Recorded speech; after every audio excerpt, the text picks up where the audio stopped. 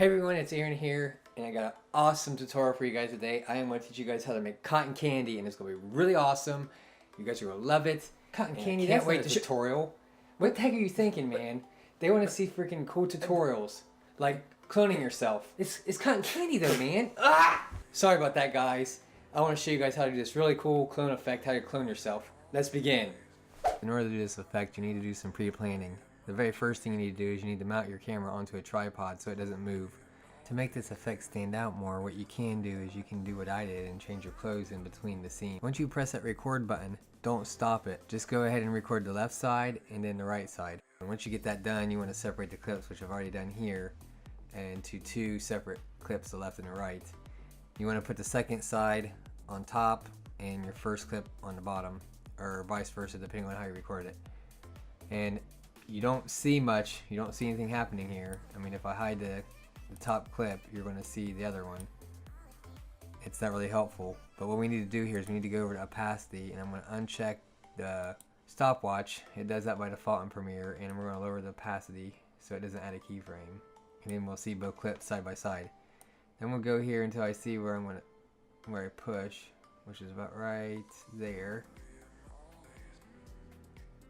And I'm going to take this clip and drag it to the end about right here, and I should have the timing about right. Whoops, I'm a little delayed. So I'll back her up just a little bit, and this should be more accurate. There we go. So once we get that in place, I'll back up a little bit here, and we want to go back over to the effects control, and we want to click on this pen tool right here.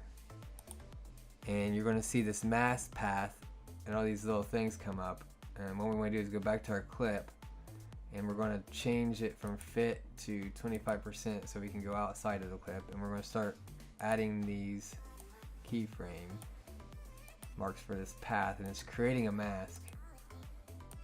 Once I do that, you can see that this is no longer transparent, so we can go back over here to the opacity, and we'll zoom it in 100%, and there you go. Now you have both clips. My problem though is because the mask doesn't move, when I go to push, you can see that it's cutting me out.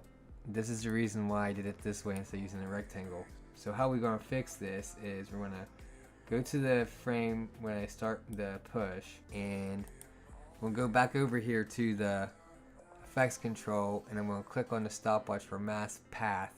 And once I do that, then I'm going to go back over here, and I'm going to start tweaking the frames frame by frame here and adjusting it as I move so I can get myself back in frame. And this is actually animating the mask, and you just got to tweak it. It doesn't have to be 100% in this case because it's a fast motion, but other clips might require more to do, and it just depends on what you do. The extra effort does pay off.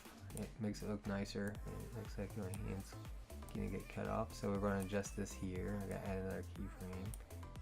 I don't want to cut my head off either, so I need to add one there. That's looking good. We're almost done with this, and once I get out of frame completely here, I'm going to take the keyframes off the screen because obviously this clip's going to be 100%.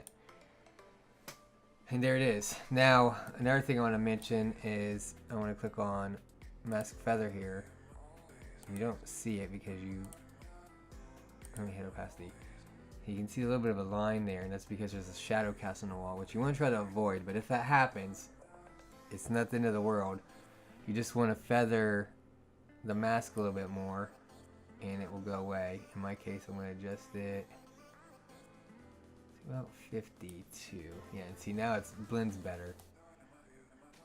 And you can even tell that it's masked out. So now, if I play this, it should be pretty smooth. There it is, guys.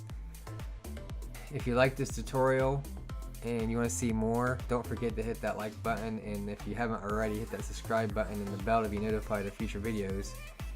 And I hope to see you in the future, and if you have any suggestions for any other videos, just hit me up with a comment below.